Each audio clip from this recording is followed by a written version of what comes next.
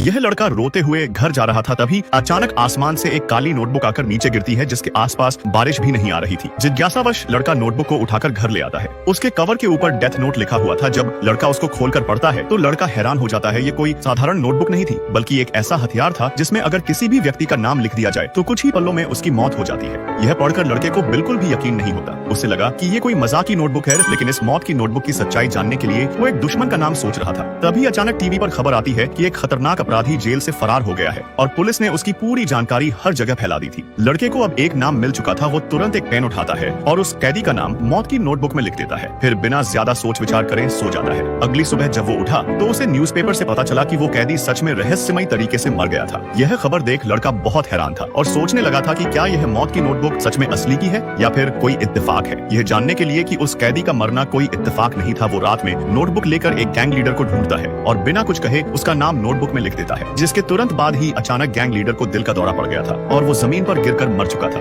यह देख लड़का बहुत ज्यादा डर जाता है। उसे यकीन हो चुका था कि ये मौत की नोटबुक असली की है। लेकिन जब वो घर जा रहा था तभी रास्ते में अचानक उसके सामने मौत का देवता प्रकट हो जाता है, जिसे देख लड़के की पतलून गीली हो चुकी थी और वो डरकर सुन पड़ चुका था। लेकिन मौत का देवता उसे कोई भी नुकसान नहीं पहुंचाता। दरअसल ये नोटबुक मौत की देवता की थी। मौत का देवता लड़के को बताता है कि वो उसकी हर इच्छा को पूरी कर सकता है। तब से लड़का शहर का हीरो बनकर शहर के सभी अपराधियों का नाम मौत की किताब में लिखकर उनको ऊपर पहुंचा रहा था। हालांकि मरने वाले सभी बुरे लोग थे, लेकिन फिर भी अचानक इतनी सारी मौतों ने पुलिस को शक में डाल दिया था। लेकिन लड़के को अभी इसकी कोई खबर नहीं थी। जब वो हमेशा की तरह बस से घर जा रहा था तभी अचानक एक गुंडा आकर बस को हाईजैक कर लेता है। गुंडे को देख लड़के को याद आता है कि यह अपराधी कल ही जेल से फरार हुआ था। तभी लड़का चुपके से मौत की नोटबुक का पन्ना निकालता है और उस पर अपराधी का नाम लिख देता है। उसी पल अचानक अपराधी ने लड़के पर बंदूक तान दी थी। इस खतरनाक मोड़ पर तभी मौत का देवता प्रकट हो जाता है। इस बस में अचानक मौत का देवता प्रकट हो जाता है, जिसे देखकर गुंडा घबरा गया था और उस पर गोली चलाने लगा था। लेकिन गोली उसके आर पार होकर बाहर चली जाती है। उस पर गोलियों का कोई असर नहीं हो रहा था, जिससे भयभीत होकर गुंडा बस से भागना चाहता था, पर बाहर आते ही रफ्तार से आती एक गाड़ी उसको उड़ा देती है। इस तरह मौत के देवता ने अपना काम पूरा कर दिया था। तभी यह लड़का अपना कागज शांति से उठा लेता है, क्योंकि मौत के देवता को इसी लड़के ने बुलाया था। उसके बाद लड़का प्रेमिका को घर छोड़कर अपने घर लौटता है तो दरवाजे के कब्जे में लगाई हुई पेंसिल की रिफिल को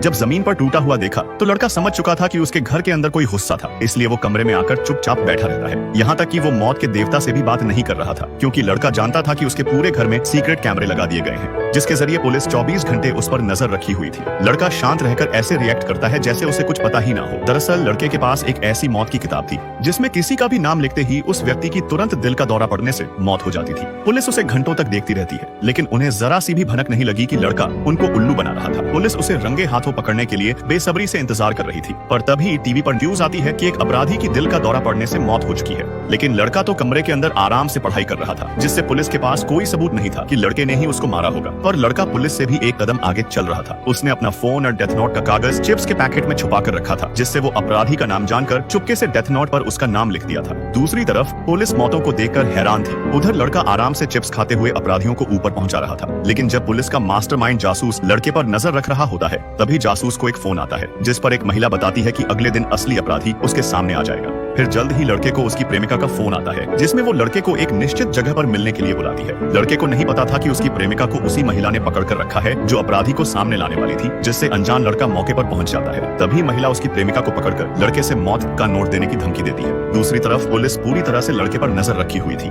अगर लड़के से जरा सी भी कोई चूक हुई तो वो तुरंत लड़के को गिरफ्तार कर लेगी। लेकिन जब तक महिला ने उसकी प्रेमिका पर गोली नहीं चलाई तब तक लड़का कोई भी प्रतिक्रिया नहीं देता। तभी अचानक महिला ने खुद को ही गोली मार ली थी। दरअसल लड़के ने पहले से ही इसका अंदाजा लगा लिया था, इसलिए उसने डेथ नोट में पहले ही महिला का नाम लिख दिया था और उसकी प्रेमिका तो केवल उसके खेल का एक मोहरा थी। इस तरह उसने पुलिस की नजरों में खुद को बेकसूर साबित कर दिया था। लड़का अपने चतुर दिमाग से बचकर निकल गया था।